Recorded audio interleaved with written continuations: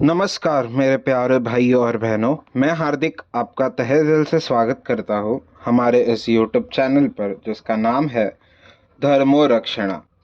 हमारे इस चैनल पर आपको सभी पुराणों की कथाएं और उनकी प्रचलित अध्यायों की जानकारी प्राप्त होगी।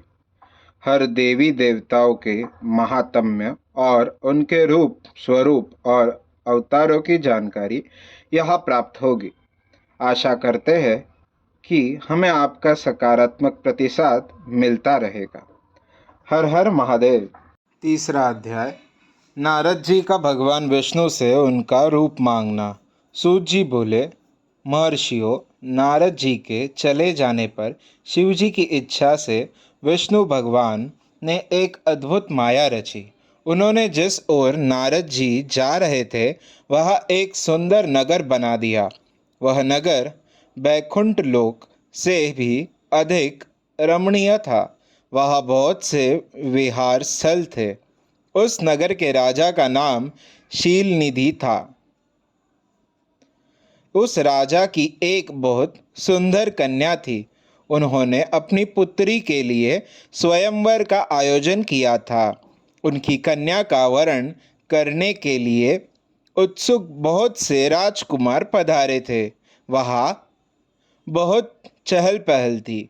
इस नगर की शोभा देखते ही नारद जी का मन मोहित हो गया।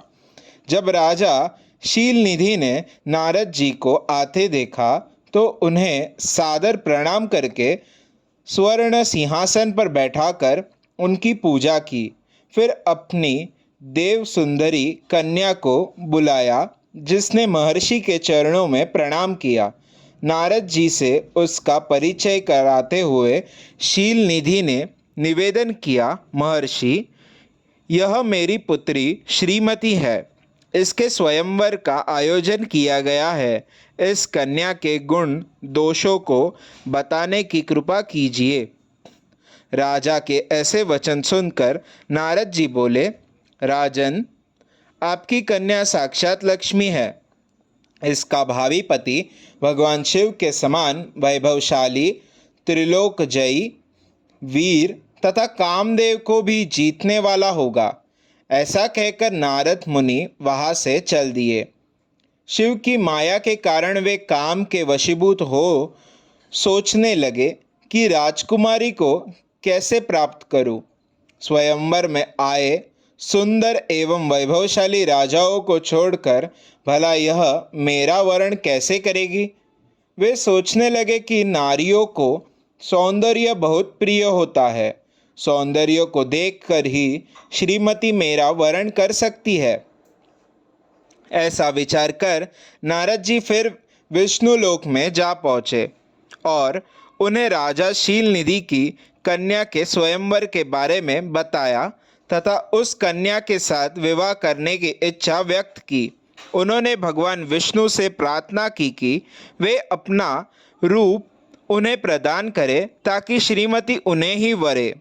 सूत जी कहते हैं, महर्षियों, नारद मुनि की ऐसी बात सुनकर भगवान मधुसूदन हंस पड़े और भगवान शंकर के प्रभाव का अनुभव करके उन्होंने इस प्रकार उत्तर दिया। भगवान विष्णु बोले, हे नारद, वहाँ आप अवश्य जाइए। मैं आपका हित उसी प्रकार करूँगा जिस प्रकार पीड़ित व्यक्ति का श्रेष्ठ वैद्य करता है, क्योंकि तुम मुझे विशेष प्रिय हो।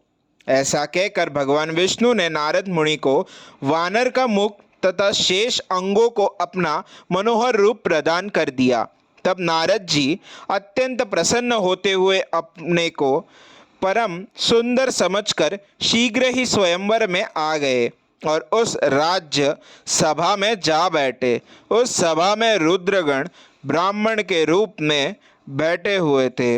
नारद जी का वानर रूप केवल कन्या और रुद्रगणों को ही दिखाई दे रहा था। बाकी सबको नारद जी का वास्तविक रूप ही दिखाई दे रहा था। नारद जी मन ही मन प्रसन्न होते हुए श्रीमती की प्रतीक्षा कर रहे थे। हे ऋषियों, वह कन्या हाथ में जयमाला लिए अपनी सखियों के साथ स्वयंवर में आई।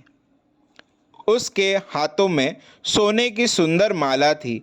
वह शुभ लक्ष्मण शुभ लक्षणा राजकुमारी लक्ष्मी के समान अपूर्व शोभा पा रही थी। नारद मुनि का भगवान विष्णु जैसा शरीर और वानर जैसा मुख देख वह कुपित हो गई और उनकी ओर से दृष्टि हटाकर मनोवांछित वर की तलाश में आगे चली गई। सभा में अपने मनपसंद वर को न पाकर वह उदास हो गई। उसने किसी के भी गले में वरमाला नहीं डाली। तभी भगवान विष्णु राजा की वेशभूषा धारण कर वहां आ पहुँचे। विष्णु जी को देखते ही उस परम सुंदरी ने उनके गले में वरमाला डाल दी। विष्णु जी राजकुमारी को साथ लेकर तुरंत अपने लोक को चले गए। यह देखकर नारद जी विचलित हो गए। तब ब्राह्मणों के रूप में उपस्थित रुद्रगणों ने नारद जी से कहा, हे नारद जी, आप व्यर्थ ही काम से मोहित हो सौंदर्य के बल से राजकुमारी को पाना चाहते हैं। पहले जरा अपना वानर के समान मुख तो देख लीजिए। सूत जी बोले। यह वचन सुनकर नारद जी को बड़ा आश्चर्य हुआ। उन्होंने दर्पण में अपना मुंह देखा। वानर के समान मुंह को देखकर वे अत्यंत क्रोधित हो उठे तथा दोनों रुद्रगणों को शाप देते हुए बोले, तुमने एक ब्राह्मण का मजाक उड़ाया है, अतः तुम ब्राह्मण कुल में पैदा होकर भी राक्षस बन जाओ। यह सुनकर वे शिवगण कुछ नहीं बोले, बल्कि इसे भगवान शिव की इच्छा मानते हुए उदासीन भाव से अपने स्थान को चले गए और भगवान शिव की स्तुति करने लगे। अध्याय 3 समाप्त। वीडियो को लाइक करें, शेयर करें, चैनल को सब्सक्राइब करें और हमारे साथ बने रहने के लिए बेल आइकन को प्रेस करें। हमारे सनातन संस्कृति की जानकारी के लिए और उनके साहित्यों की जानकारी को प्राप्त करने के लिए हमारे साथ बने रहिए इस चैनल पर, जिसका नाम है धर्मोरक्षणा। हर हर महादेव।